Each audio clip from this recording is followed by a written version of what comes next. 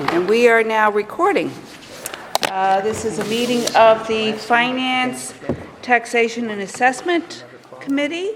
However, we encourage all council members to attend, especially when we're getting our overview of the budget from the Director of the Budget, and that is the purpose of tonight's meeting.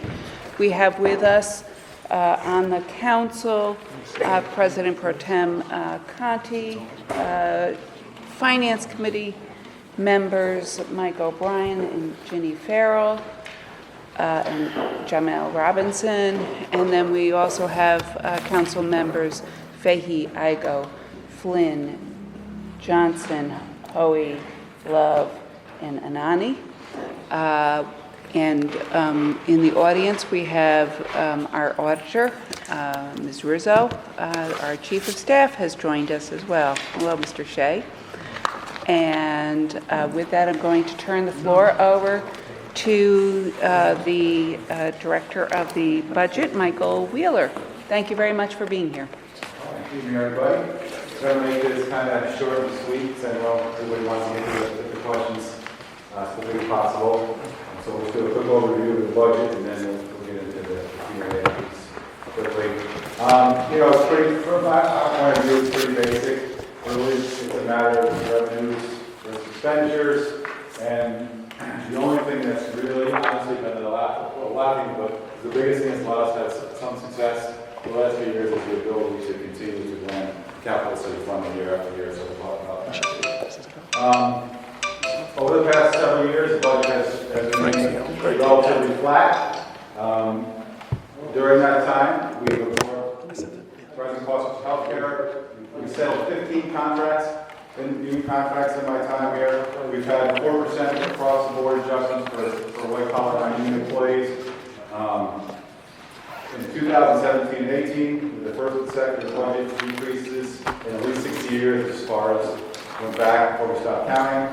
And when the mayor had first got here, there was a $1.7 million negative fund balance in 2015. We've built that up into an $8.2 million fund balance through 2018. I've just finished my third quarter projections for the year for 2019. I believe we could conservatively increase this number by about $3 million. So I think at the end of 2019, we'll be looking at a fund balance of about $11.2 million, if not a little more than that.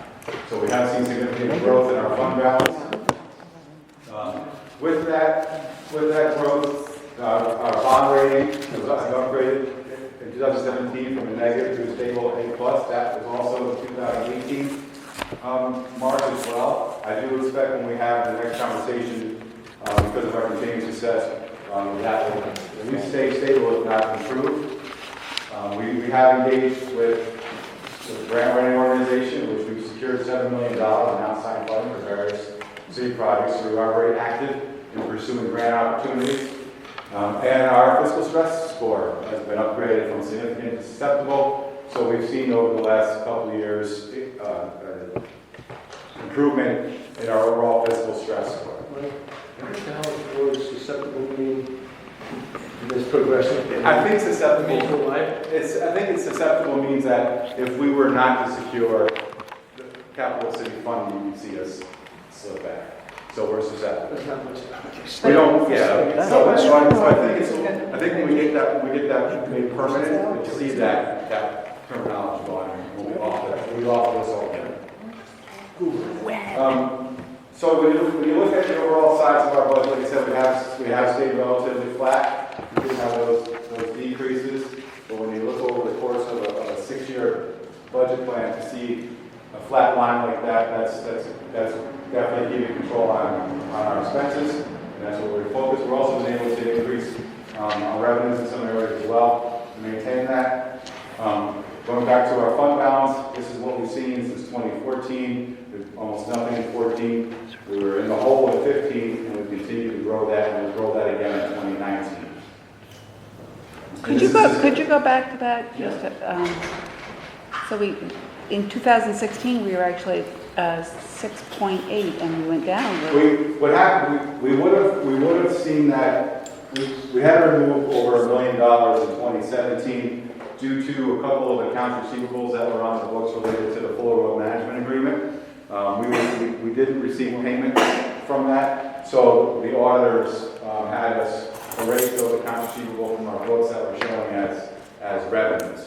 But we did actually get that money in 2019, so really, if you kind of want to take it back and look at it, if they had paid us when they should have, we would have had a positive year in 2017, so we wouldn't have had that $1.5 million increase there.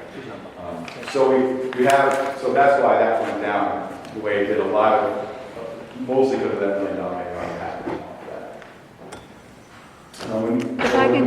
If I can just interrupt and just note for the record, Council Member Appears and Bowering are both here. Thank you. So we'll look at the revenues briefly first. Obviously, this is our number. I know they've given us 12 the last 2 years, but that's still going to be our number. That is what we're looking for. I think it says a lot that even with getting $500,000 less in capital city funding, we have been able to still create a fund balance situation. Property tax, we did increase the levy by $300,000. We didn't have any real growth. I didn't think we would be increasing the levy because I knew we didn't have any growth in our and I'll get to the chart that kind of breaks this out. I knew we weren't going to have any growth in overall tax base, but the way that the 0% base proportions broke out, it gave a little more back to the non-homestead, so we were able to take a little bit of a pickup in our levy without a tax increase to homeowners. Can we get a projection as to how our tax base will grow with all the new construction, even though they have fires, something like fire? Yeah, I think that, we can look at that. The areas has those numbers, so we should be able to provide that. Oh, all right. State aid stays relatively flat, obviously. The $15 million here is the South Mall pilot, the plaza. Other pilots and taxes are relatively flat. Sales tax, we have increased significantly in 2019. I'll show you the trend in a little bit. Well, we had seen very slow growth in sales tax for 15, 16, 17. So we were very conservative in how we budgeted sales tax. We didn't increase it 2% every year like the county had or other areas had. We were still looking at a flat growth, and we also had that report that came out from the county controller's office basically saying sales tax is going to be a fiscal cliff for municipalities. Well, as it turned out, 2018 and 2019 have been tremendously strong. We know we're in a strong economy. So the number that we have here was adjusted to what our projection is going to be for 19. So basically the 20 number will be the flat number to what we expect to see for 19. Not increasing more, but settling at that number because we are seeing a pretty fast growth pattern with sales tax. Can I ask a question on sales tax? What's that? Question on sales tax. Sure. I think the county, they do an economic forecast or a projection. Mm-hmm. Do we do anything, or do we just look at trends and make some assumptions? We really look at trends just because we have had conflicting reports coming out. For example, last year the controller came out with a number of a fiscal cliff. Right. The budget came out with a 2% increase. So we've kind of been looking at our own trends and our own analysis and forecasting. Any concerns about a possible downturn? Which people Yeah, are I talking think about? there is a concern that there could be a recession coming up within the next year or so. We don't know for sure. I mean, we all thought that rates are going to start going to the roof now too, which interest rates and that hasn't happened. So that's why we're keeping it flat to where we think we're going to finish this year and not go above that number. You're giving them $2 million more. Joe, Yeah, we had. could you speak up? What was your question? I'm just looking, he said it's flat. But the sales tax, it looks like we're up $2 million. And historically, we've always under budgeted. We have been under budgeting. We have been under budgeting for sales tax for the last actually since I've been here. So it's kept that number down. But because of the growth that we've seen in 18 and 19, we really should move up to that number instead of always coming under so much. So, like I said, that number really is projected to where we're going to end 19, so it doesn't add any growth for 20. But it is significantly higher than we have budgeted in the past. But I honestly think maybe we were a bit too conservative. that's a prudent number. So, Mike, I noted to you that those numbers that are in our book don't add up to the total that you gave us. I think it's off by $10,000. I'm wondering if you took a look at that.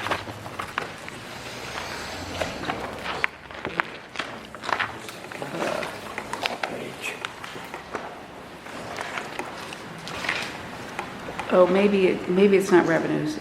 It's on the Expenses or? on the expenses side. Yeah. Okay. More from the top line too. A year ago, we all asked for 12.5 million. Wasn't last year they gave us 12 million? That's right. But you're up to 19, 12,500,000. Never back off your number. No, but That's for 12, that's you for got that. 2020, but in 2019, we never got that. No, but we're still going to continue to push for that. We're not backing off that number. And obviously landfill is going to be flat right out to 2026 when it's expected to close at this point. There'll be a little fluctuation. I know there's some fill that we're taking in that is, what you see currently is increasing what we're taking in revenue. We might have a pickup this year in some of that.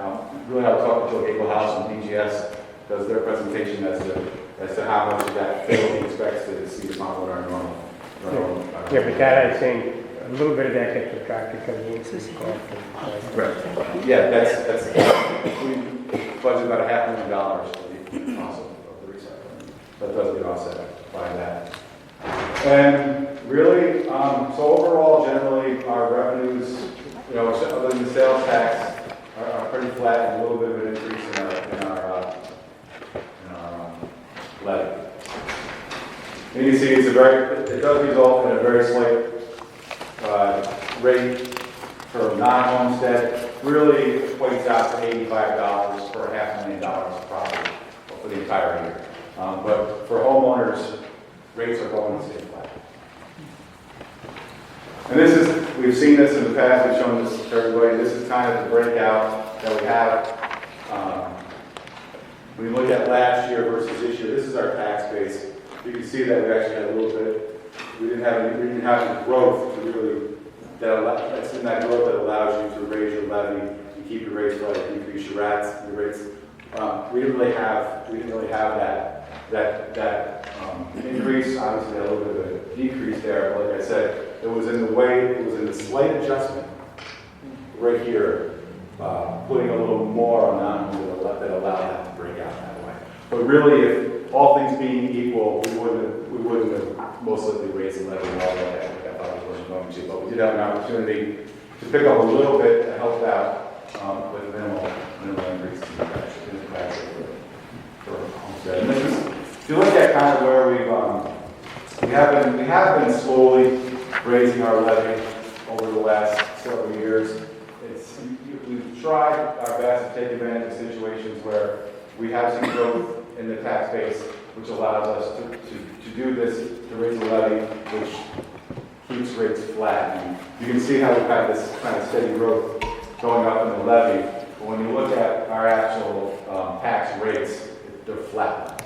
So we've been able to have steady growth in our levy itself, but without impacting the rates themselves on taxpayers. And that's the ideal situation. That's how you hope to grow your levy, is to growth in your tax base and not increasing your tax rates to your homeowners and commercial properties. Question, Mike, just another question. On the property tax levy, Yep. which I guess is 2 slides back, where there's a difference between the budget and the actual, that difference is made up by the county? Yeah, so the county makes us whole All right. on the actual. The only thing that does change is we do book $300,000 for challenges in tax service, so that does bring that levy number down budgetarily. On average, it has been about $250,000. And do we fully expend that $300,000? We generally do. It's pretty much, actually, I think for 2018, it was like $298,000. Okay. It was right on that. It was right on that number, so. Waste collection fee is back again. It's not going anywhere. $2.4 million is what we get from the fee. It is staying the same, the rate is not, the fee is not increasing. We did bring this number down from 2.8 to 2.4 million because when we did the enhanced star exemptions, that's handled by the state now. And they returned to the treasurer's office more exemptions than we had in our own analysis. So we did have to reduce that number to what we can actually bill out. There is an expectation that we'll pick up that difference down the road in late fees, but since we haven't hashed out how we're going to process those late fees, I didn't think it may even be next year, so we may not see those late fees come in until 2021, which is why I left that flat at 2.4. Even though we could see some late fee increase, but it was safe just to leave it there. That's the number that actually got billed out to residents. This is what we're talking about with the growth in the sales tax. You really see for a while there have been flat. We have been under budgeting mostly, and then all of a sudden the switch was flipped. So we're seeing the actual significantly higher than what we were budgeting, and that's why I felt compelled to change that number. To be somewhere around here is okay, somewhere around here is okay, but that's a big difference between there. So we really want to even that out. What are we attributing to sales tax? It's really to a thriving economy. As the economy goes, so does the sales tax. Does the online, now that we're taxing online, that kind of... I don't believe I don't believe the online taxing is affected currently. So we anticipate, that's another reason too, we do anticipate that online revenue to affect us next year. So we felt comfortable with not bringing that number back down so far. But really we think that it still should be enough horsepower left in the economy to get us to that number. So your full number, though, for 2019, since we don't have, I don't know if we have the third quarter numbers in? No, we won't get those, we'll get those at some point this month. So your half of your, your projection We're projecting is a projection going out. Yeah, based on what we've received so far, and then looking at previous years in the third and fourth quarter, and kind of assigning the same percentage increase to those third and fourth quarters, which tend to be two of the stronger quarters anyway. So we're comfortable that these numbers will come in. Mike, I believe that based upon the second quarter report, my recollection is I was projecting out if you assume the same amount of increase, it would be about $1 million more. And when I asked Darius about that, he said, The end. well, the fourth quarter is a lot very stronger. strong. So you really have to, you can't just do you're halfway there, so double it, and that's going to be your number. Yeah, just so people know, at this point, if we just stayed at the rate of increase, we would be $1 million over Correct. budget. Yeah, more than that ballpark, but we know that fourth quarter is significantly stronger, and so we have to factor that equation. Expenditures.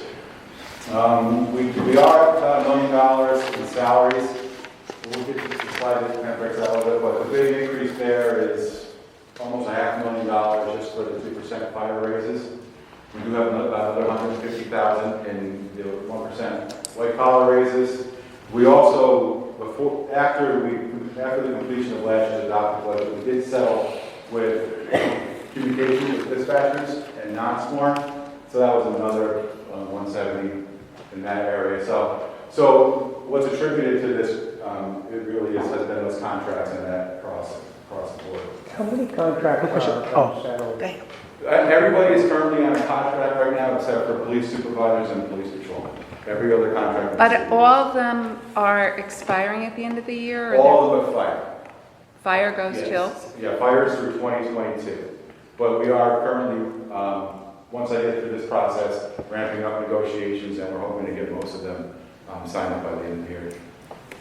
I think we're just going to click. I was going to ask you a question on workers' comp. Workers' comp. In 2018, we changed to save a lot of money, but I'd like to know how much from 18 to 19 or to 20 haven't we really saved? I can get you that. We are down from 18, 17, and 18. And we are on pace to hit this number. And currently, Triad, who is our third-party administrator, is definitely heavily ingrained into the departments, working with prevention, and also challenging a lot of claims. So I felt very comfortable with the direction we're going, and workers' comp to leave that number flat. And the departments themselves are more into education from the... They are, yeah. DGS in particular has done a tremendous good job in controlling the workers' comp. I'm actually confused by that number because on page 82, the amount was much lower? Well, what's in, is 82 just the, is that the undistributed employee benefits? Yes. Everything is into the departments now. So DGS has their own lines in their department, fire has their own line, police has their own lines, and what's been left into that line is just what we see for the rest of the departments, which is always a very, very low number. So, I'm sorry, so fire, police, and BGS? The workers' comp are within their departmental budgets. Now, didn't at least one of those have their workers' comp in their budget, in their... Fire and police had previously. Okay. The big chunk that was in that undistributed employee benefits piece was DGS. 90% of that, if not more, was DGS. So we moved that into the DGS budget directly. What's utilized the rest after those departments is very minimal. Thank you. Go ahead.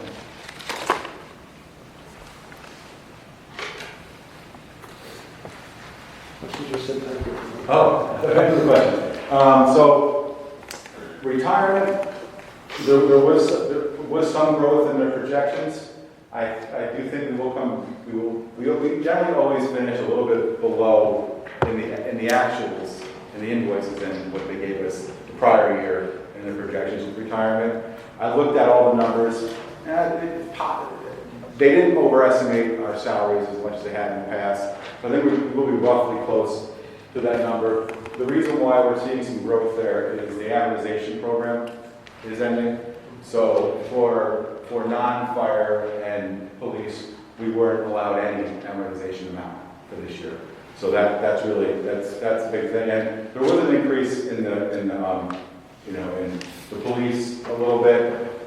I could have brought that down a little more, but I wanted to leave a little cushion in there somewhere. Okay, what comes under operating expenses and why do you expect that to be down by $3 million? Oh, this is down so much because this is where street lighting was. It's for a lot. Street lighting. Oh, That's the big drop in operating expenses is the reduction in the street lighting costs. So with the retirement, the controller used to want so much money every year from us, then they were doing so good, they dropped it.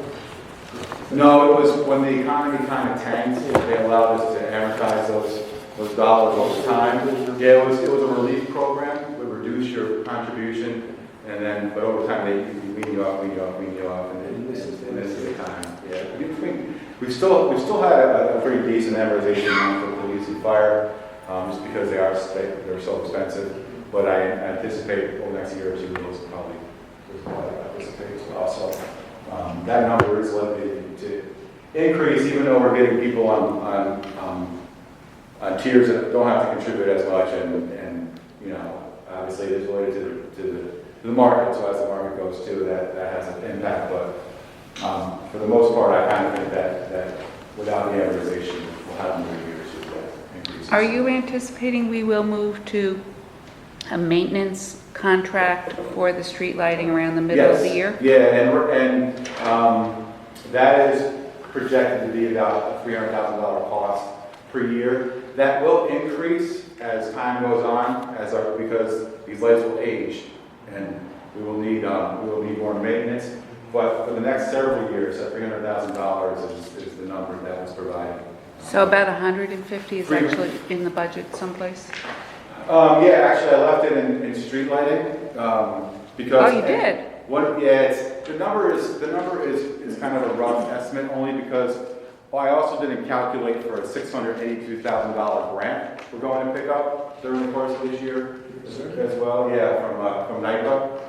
So, which if I had calculated that in, that would have been a credit level number in there. So I just left the $500,000 in there as a rough estimate if we don't get that grant, but that grant is. Now, the lights are going up now. They have a smart note on them already. They have this smart mode framework. So Yeah, that could be those things coming up the site, if, when, and whether. it's all, I believe it's all incorporated into the overall project. I'll follow up with Chris on those more specific details.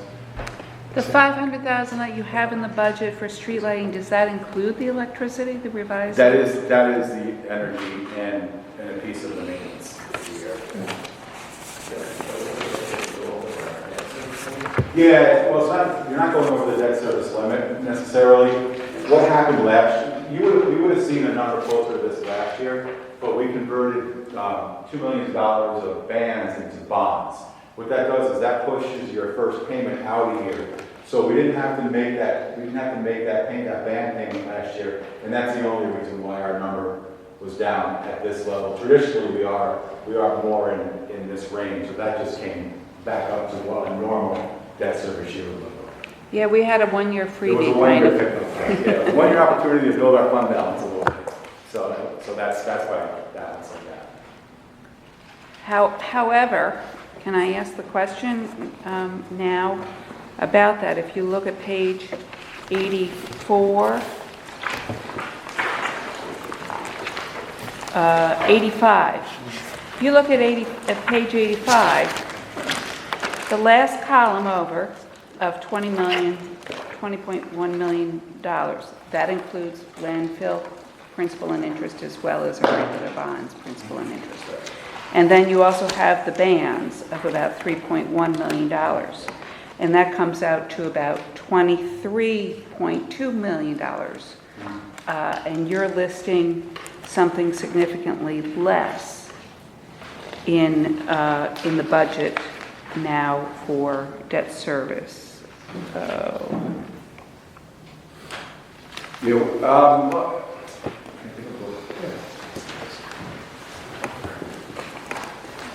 So it comes to 23.25 million, and that doesn't count the other debt of 381,000. Yeah,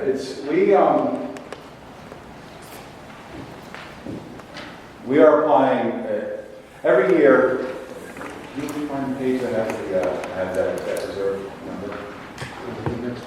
Yeah, every year we take about $1 million in our debt reserve from our debt reserve, which is basically the same as our fund balance, but it's for debt. So it's just related to debt service, and you can only use that fund balance towards reducing your overall debt service number. We always take $1 million every year, so you would see that on the revenue side for $1 million, but you would never see it on the expense side. You would see the difference in the actuals to the budget at the end of the year. This year, what we're doing, really because it doesn't have a lot of value on that revenue side because nothing goes through there. And it's always a question of why do we budget for this when no dollars actually go through there. So this year what we did is we're actually taking $1.8 million in that debt service because we're increasing our debt service reserve by $800,000 to make a larger band payment, which will save us money going forward. So the number that we've decreased what's in there as our actual debt by $1.8 million because of that debt service payment. When we come in on Thursday with Darius and we talk about our debt and the debt report, I'm going to provide you all with a breakout of how that works, and we'll get more into those details of the debt service numbers, and we're really here to focus on the debt. So but we have the schedule of payments for debt service, and it includes 23.25 million. So I understand you're having trouble figuring out how to book that revenue on the revenue side, but this is debt service. 23.25 million is what our debt service is, and the budget does not reflect that. And that's a real, and especially when you look at this budget from year to year, we should be looking at apples to apples in terms of expenditures. And in the past, we always counted that as an expenditure. And I simply don't understand how payments for principal and interest is not debt service. Let me look into that and we'll get Okay. And while you're at it, I do want the totals on page 10 are, the numbers there do not add up to that total. We put corrected, when we filed the book, we had the corrected numbers. We need those corrections, right? Danielle has those, but I can send them to you as well. We should get inserts for the book, though. Was that? Is it possible we can get inserts for our book? Yeah, I can send, you guys can, I'll give you the same copies that we filed with the clerk's office, you can just put them right inside the books. And then, obviously, we'll be adjusting. You're authorizing 1% cost of living increase for non-union employees. Is that what you project that all the contracts that are coming up in 2020 will have a lot about that?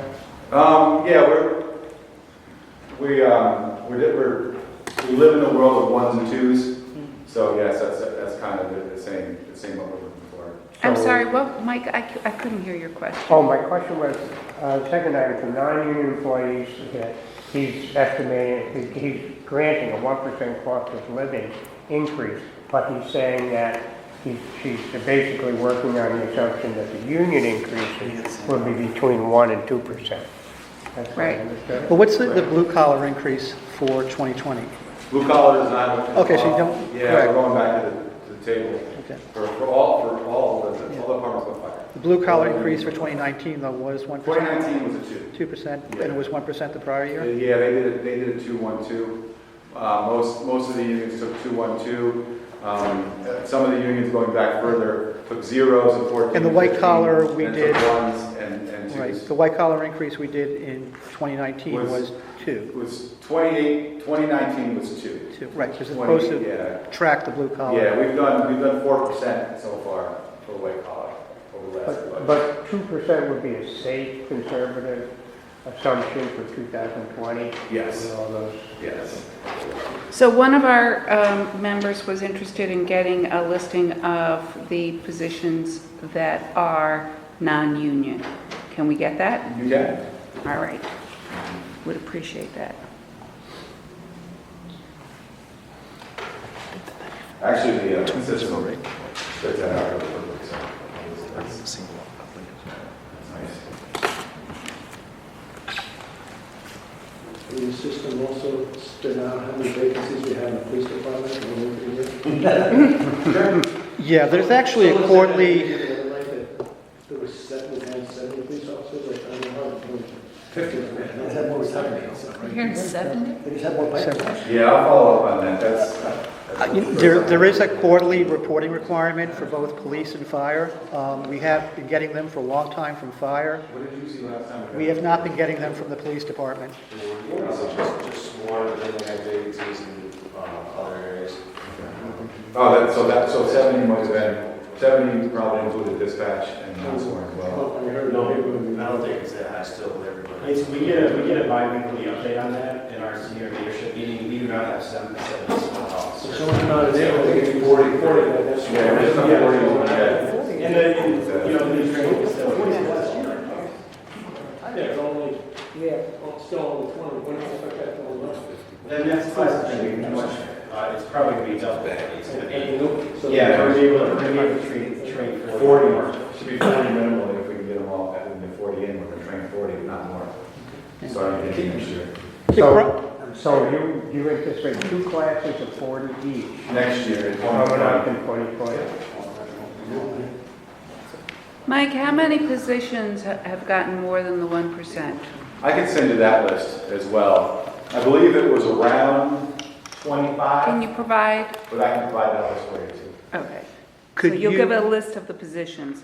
could you also, because some of those positions, I think the increases reflected going from part-time to full-time? Yeah. I don't know how many were, but if that was the case, could Especially in you? the mayor's office, they had 2 positions, one went from 20 to 30 hours, and one went part-time right to full-time. So could you So we indicate can- that, We can indicate the changes. where was in those due to stats. the increase in hours? And you'll break this down for us, like by departments that are in the budget, so that when we're. Oh, yeah, I'm going to do it department by department, so you see it laid out just like it is in the budget. Thank you. Mike, there were some positions, I'll let you write, there were some positions that went down to You know what, there's rounding errors, and errors just like the way it rounds sometimes, so because we don't go out to the penny in the book, so a lot of times we'll round up or down that, and we throw off what was you for $1 or so. But that's really all, it's just. So it might be rounding. 49 There's cents. no rate changes or anything, it's just rounding around the situation. Terrible thing on the tax rate. And this is really what it comes down to, our ability to secure the capital city funding. Wait, go back? Yeah, okay. Oh, it is some of the expenditures. We went through those. No. Through those. Street lighting was a big decrease. So I sent the cash flow analysis out. I think back to Judy and we sent it out to everybody. So you can really see per year over the life of the bond. And I can Did you send you that to me the today? No, that was last week. Oh, my. It was The Thursday. cash flow analysis? Yeah, that shows. Oh, that I shows- haven't gotten It back shows through the all. it'll show us our savings and our net gain during the course of the 15-year bond. So we had that obviously out for through 2035, we'll start seeing us accumulate all the full savings. So that's it, but that is, we do have, not only is debt service, maintenance, loss of taxes, that's all covered within the gross savings of the project, and we're adding an additional $23 million in realized savings over the 15-year life of the bond. And some of the additional funding we have here is we put $200,000, because we're actually releasing that building for a training academy. We're also doing some different things with road improvements. You can really talk to Sergio and Randy more about this.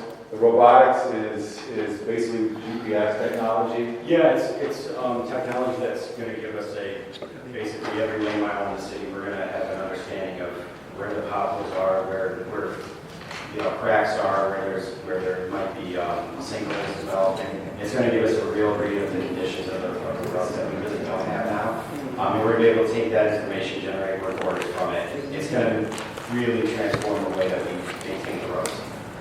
Wow. Just a little, look at the word slow. Slurry seal And he is. said it's the best thing ever, it might be, Mhm. if you have the weather. Like he said, in 11 days of rain, you get the kinds of weather. Yeah, we got enough to basically do a pilot situation with it really, and then. This past year. So we should, so All right, that makes a difference. Sergio was very optimistic about his success. So, definitely follow up with him. He knows a hell of a lot more about slurry seal than I do. He discussed it with his breakthrough, it was just a pilot. Pilot understand why some of it was done the flag and the rest wasn't. Right, because we have So we to don't know. make sure that actually works. The state legislature in this past year approved $1 a yard increase in payments to municipalities with state roads. And are we going to see that? What is the status? That is not something that I was aware of. We don't have, We don't have any state roads. we don't have. Yes, we do. According to Jared gave me a list of the state law. It's Route 20. No, more than Route 20. Once it hits, I'll- 20, Route 5? I'll pull it up yeah, and once it hits. Jerry the sent 90 us the list It's a- last summer. I got a road with the south of the state. Between western Washington. Yeah, we're We're So we love shaking that stick for more money. Oh, yeah, that's what we do. We got a lot of yards in state roads. So we can look into on that, I'm not sure. Once again, it's 12.5, this is what is rightfully ours, honestly.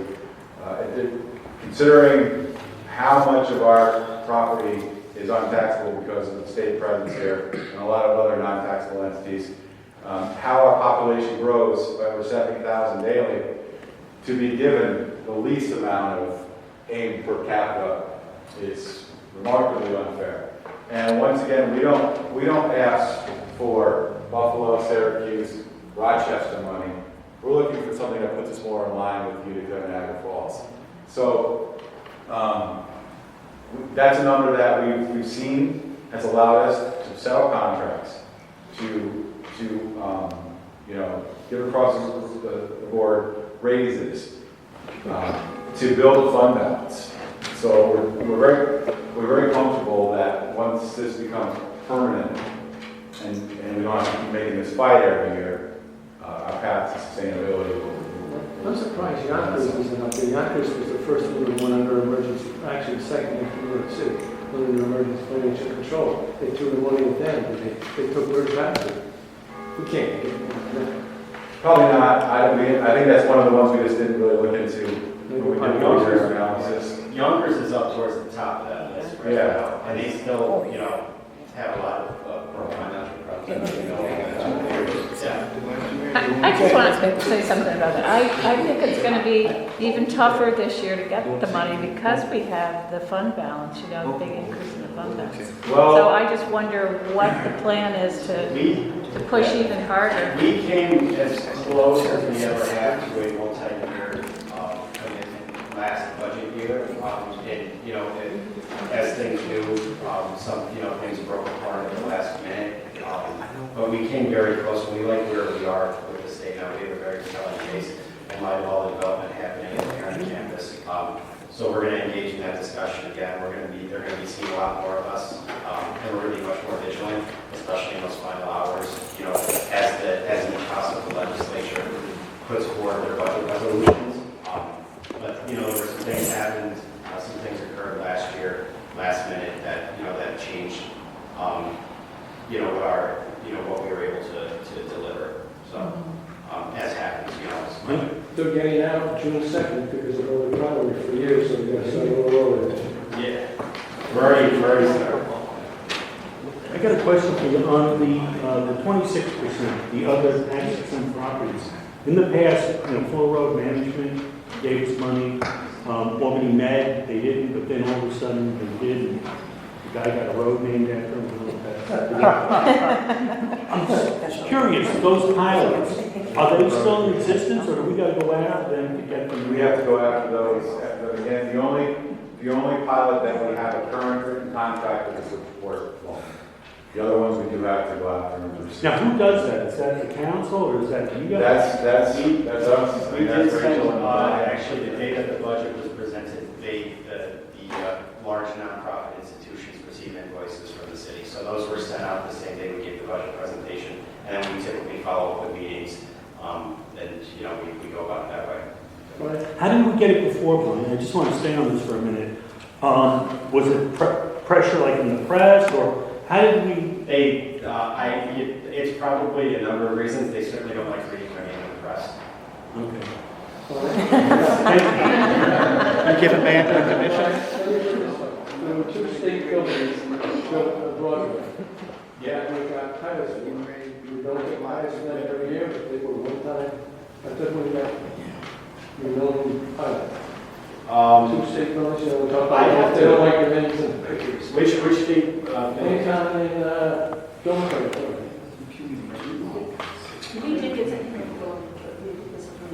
I'm sorry, could you Yeah, speak up? I know we would be, if they were built after a certain year, we'd be entitled to 1%, so I'd have to look to see that. It's a big thing.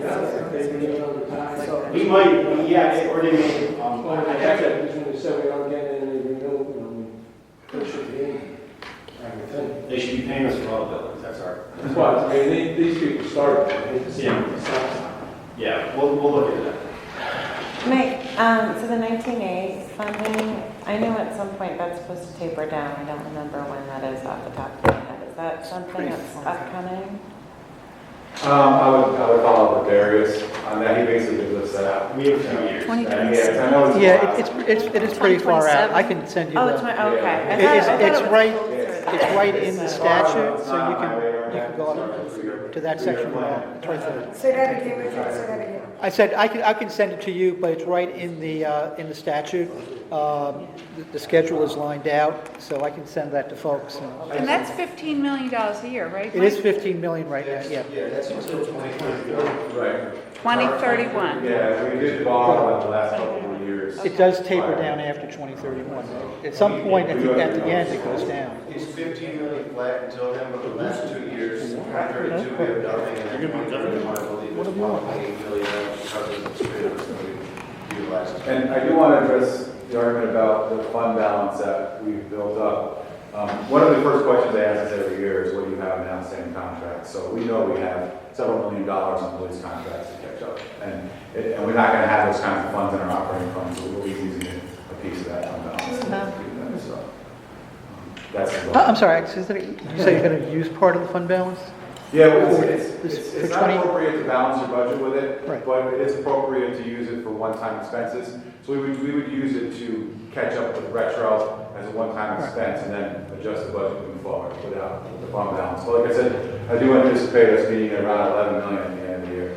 So we do have some flexibility. Mike, I was going to wait till the end and ask you, can you explain what the fund balance is? I'm not. The fund balance is really just the difference between your expenses versus your revenues. It's net income, essentially. So every year that your revenue exceeds your expenses, you have a positive fund balance. Okay. So it's just like taking in more money than it costs. And this level is supposed to be, there's a certain level that's suggested. Yeah, we should be 10% of our overall budget. So even though we're going to be to 11, the recommended amount is 17. But the reality is we have limitations, and we have a lot of police officers that have our contracts to keep up.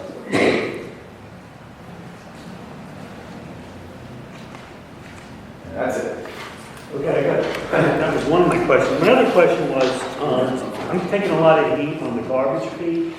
Is there a reason that, and just hear me out, that we just didn't increase the taxes with that? Because then you can actually deduct your tax, some of us. The big reason for that is our commercial taxpayers don't utilize the service. So, and we already have, with the way that we split homestead and non-homestead, we already have a much higher rate on our commercial properties. To put that, to increase the tax, the levy and taxes across the board to compensate for the $2.5 million that we need would have been an additional burden. Also, because of the way that the tax cap works, it's likely that you guys would have had to pass a local law and be able to do that. They get the kind of funds in return that we need. Oh, I forgot about the cap. And what's the repercussions for going over cap? From the state level? As far as. We have to have a super majority to pass. You can't ask for 12.5. You could. They would probably take something off the 12.5 to counter that. But it's a matter of, we would have essentially put even a larger tax rate on a 14 over, 7 hour non-homestead. So it really needs to go directly to those who utilize the service. Question, on our overall general fund expenditures and how they match up in terms of increases or decrease, when we move a service or a cost center out, say spin it off to a public authority, that, for example, PSO is over the parking authority, that has the effect of reducing our general fund, It would reduce but our it doesn't really decrease overall expenditures, it's just moving it over someplace else. No, when something like that happens, where you move over a workforce to another authority, that would have a reduction in our expenses. In what we're, it's through the general fund, but that's just moving that expense over to the parking authority. Right, but they're a completely separate fund. Yeah, no, I understand So that, I understand that, yeah. They still have to pay them, they exist, but for our fund, for our general fund, it is relief to our general fund. Right, I'm just looking at how you reduce expenditures, it's not always efficiencies or whatever, sometimes No, it's pushing it someplace but else. when you look at reorganizations and things like that, there is efficiencies in that, but yes, we don't, but that was several years ago, so we haven't really had anything like that. Well, it's like the water authority, basically. Well, the water department, When the water authority went over, they pick up the expense and.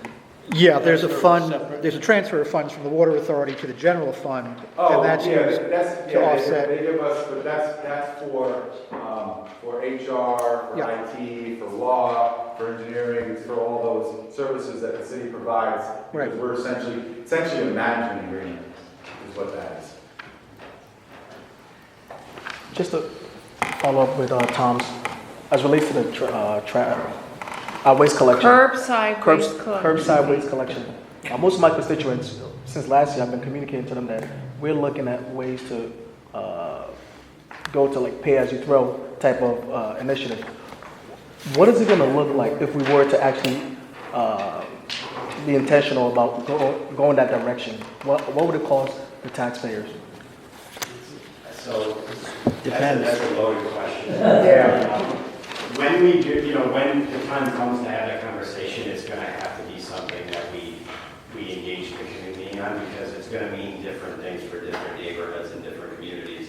A bag system or a bin system, may very well, in total cost be more than, in fact, it's likely it will cost more projections are than the trash fee as it exists now. Okay. So we just have to, when the time comes, it's gonna require, all of you and us working together on outreach and really, engaging the community, getting feedback, and making sure people understand, what pay-as-you-throw really means, to their bottom line, and how we manage this.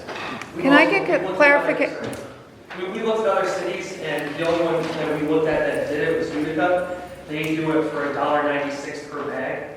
If you had one trash bag over 52 weeks, that's $96, which is already above what we are charging here for a single household. So, you figure if you're over one trash bag a week, it's going to be significantly higher if you do it via throw. Well, I It think could for be my one bag for constituents, 2 units, which would be less. I think my Well, constituent, I just want to get Should look at it clarification. also. The legislation that we've been asked to introduce tonight is to make the $90 per year fee continue it, and to essentially not have an annual review. Because the legislation amends B and D of that section, but left in place E or F that has an annual review by the Common Council with regard to that fee schedule and our actual approval of the fee schedule, which I think there's been discussion about doing away with that, especially if it's at $90, and that's what it's going to stay with until we figure something else out. Yeah, as we get into that, and there's going to be a revised version of that tonight to take care of the sunset issue. But for purposes of introduction, that part is not addressed, but as we get further into considering legislation, there are additional parts that really need to be cleaned up, and the annual review and the separate fee and things like that probably should be taken out. Right. But even if we do put in an annual review, I don't think it's going to change it from being $90 for 2020. No, it will not. That's not going to change. Has there been any discussion on potential, rebates or a way to lessen that fee? If, for example, I have several constituents that are not here the full year, and they're very upset that they have to pay the full year fee when they don't utilize it because it's a fee as opposed to a tax. And then there's also, incentivizing composting. One of the biggest things that go into our landfill is food waste. So, incentivizing food composting and. I think it would be a logistic nightmare for the Treasury Department to have to handle even more exemptions and rebates and things of that nature. I think those, I don't necessarily foresee that, honestly. Maybe. and also other people can make that It's argument. certainly worth having a discussion with Darius about how feasible that is. He said it's not right now, but I know he's also. overwhelmed right now I with also just think trying to accommodate those exemptions that we already have on the books. To add more right now, It's like, $90 is like $8 a month. Do we have? Right. a lot of it. when we did the analysis across the state, it's pretty good. It's like the lowest fraction. The issue is that it's a fee as opposed to a tax, so that's where a lot of people. Well, like I said, you would have been putting an even larger burden on a split that already puts a majority of the burden onto non-homestead. So it really needs to go to those who receive the service. Except if they're happier, they're not receiving the service. But that's true of they're paying full taxes on, you know, road. Right, but that's the difference between a tax and a fee. Like there's two, a fee is something you're paying for a service. Like I'm not gonna, if I'm paying a Wusu to come clean my house, if he doesn't clean my house, I'm not gonna pay him. It won't be worth the money. Okay. Is there an exemption for people who contract out There is. for the People service? contract out. So that's an option. Oh, good Yeah, point. but no one, you're not likely to find a private carter who's willing to do such a small job that's going to make it less expensive than the fee the city charges. And if they can afford to be here for only half the year, that's I probably know.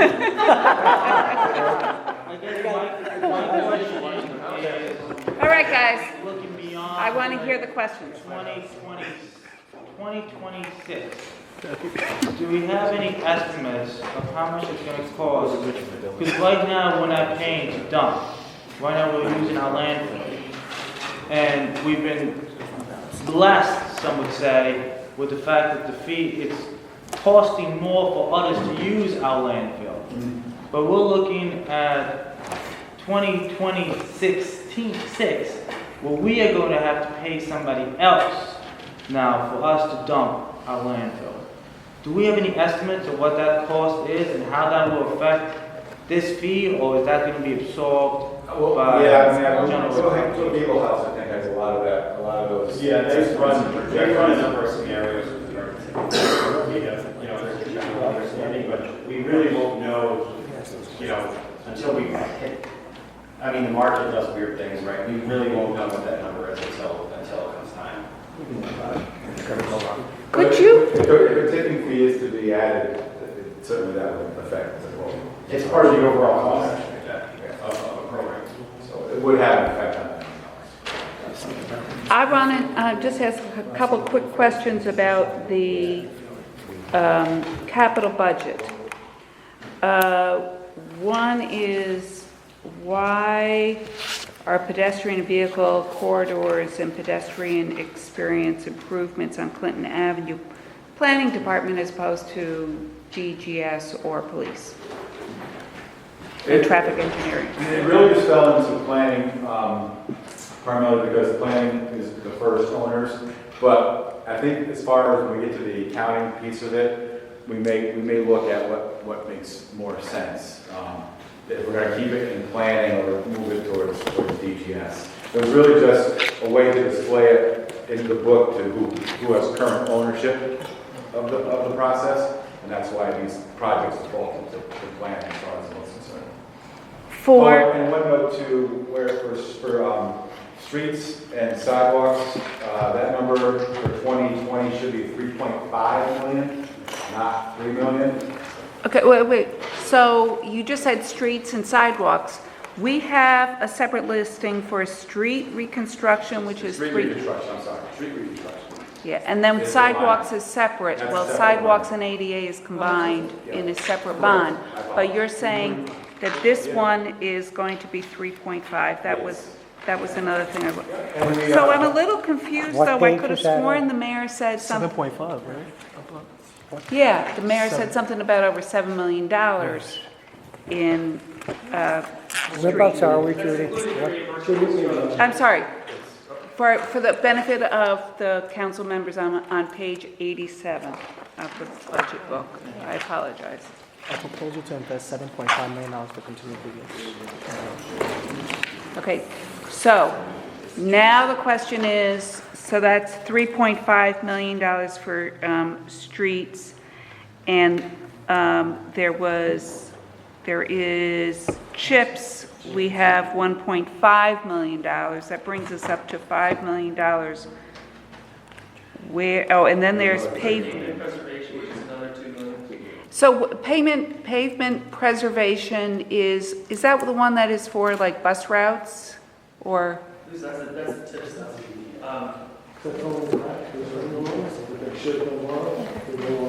That's the second column in DGS. So my, But we don't really need to bond for that, right? Well, the 1.6 million is being reimbursed, the 400,000 is city share. So really, all we would be bonding for would be the 400,000.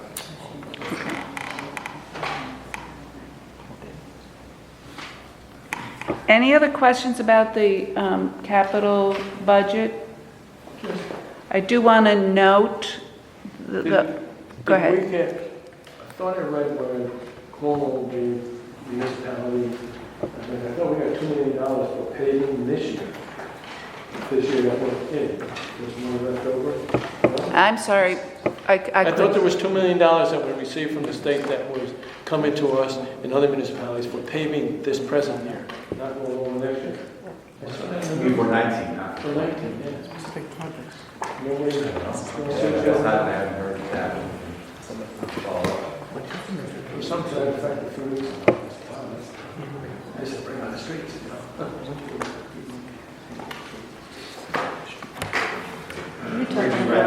All right, we have no more than 7 minutes before I want to turn this over to Richard for our regular caucus. Mr. Ballerin? I just had a quick question about the 250 for the parks and recreation. Is that enough? I know there were several parks that were spoken about, and I want to make sure that there's enough for all the parks. It's the beginning of what we anticipate to be a regular schedule.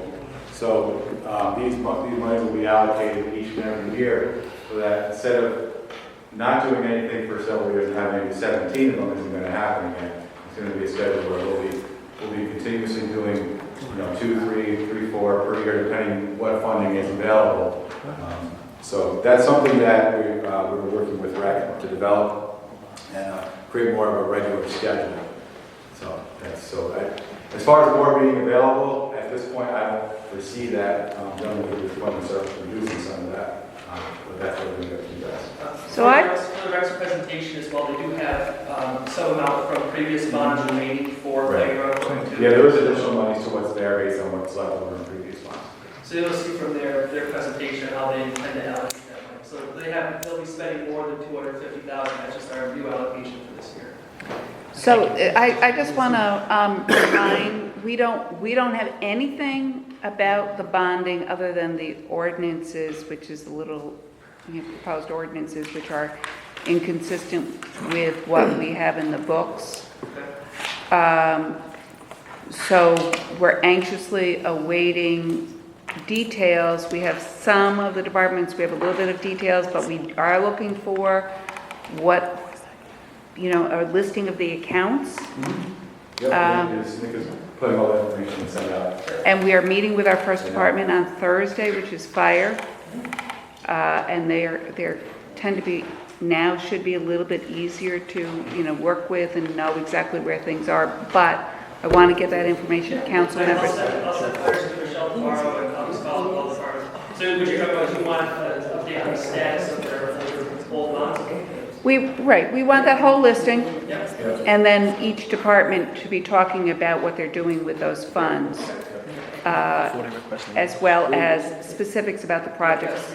We have a template that will have their new requests and all their old existing bond right on the same.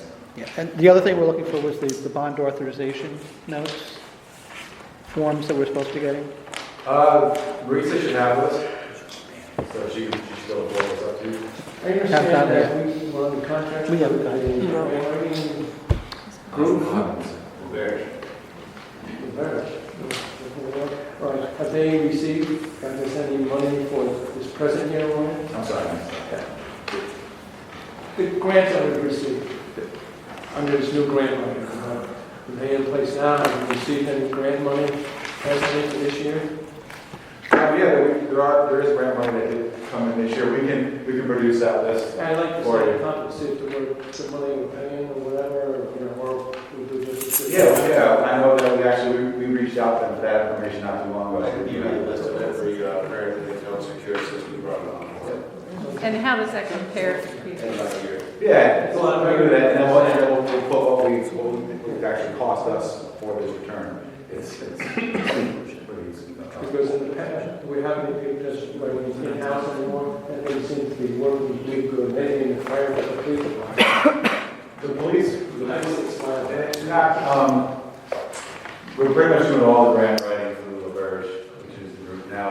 Police, they were doing some of the grant writing, but the person who was doing much of that retired.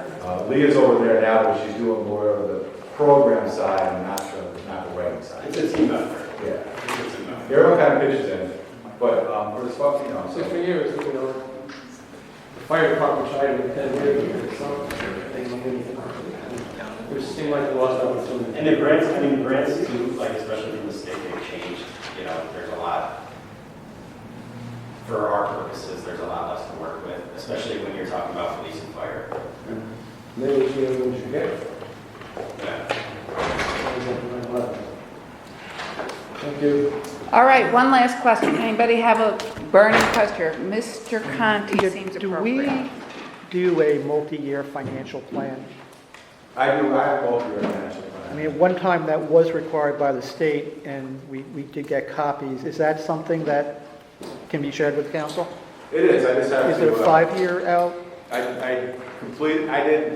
a 3-year one out, but I can extrapolate it out to 5 and get it out to you guys. Okay, that would be appreciated. All right. With that, do I have a motion to conclude the Thank you, adjourn the Maggie. Finance Committee meeting? Motion made by Mr. O'Brien, seconded by Mr. Clears. All in favor? Aye. We are adjourned. Thank you very much, everybody. Great discussion. Couple of minutes, we'll do caucus.